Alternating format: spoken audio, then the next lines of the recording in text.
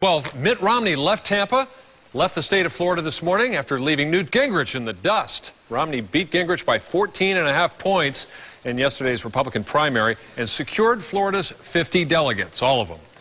With Romney's victory, Florida may have been crucial in picking the eventual nominee, but the state party's decision to move the date of the primary up so early did cost us half our delegates and some other penalties. Was it worth it? Our Carson Chambers is here with that story. Carson? Well, hey, Brendan, former Florida Governor Bob Martinez was one of the people who pushed hard to get the primary pushed up. Well, tonight, he says we have proof that Florida made the right choice.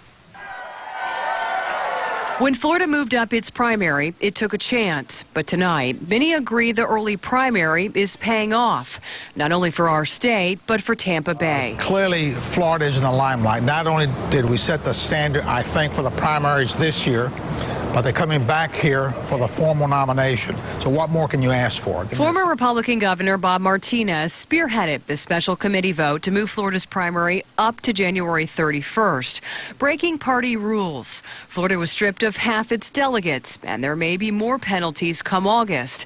But he says the state's strategy was vindicated last night, that Florida's decision will have significant bearing on Mitt Romney's momentum. I thought Romney was smart, meeting where the media will be come 2012 in the convention center. Former Democratic Congressman Jim Davis agrees. The Holland & Knight attorney says the early primary night was good for his hometown, but not for the Republican nominee. What's happened in Florida is going to come back to haunt the Republican nominee. The truth of the matter is a lot of Floridians still don't know either of these candidates, Newt Gingrich or Mitt Romney, and they were introduced through a remarkably negative campaign. What was positive, according to USF's Dr. Susan McManus, was the out-of-town media coverage of Tampa Bay.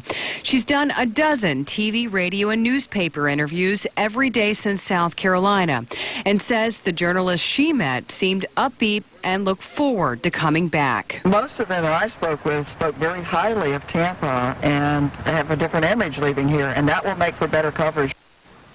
McManus also says last night was a good chance for Florida to show there is diversity within the ranks of the Republican Party, with so much attention paid to Latino voters.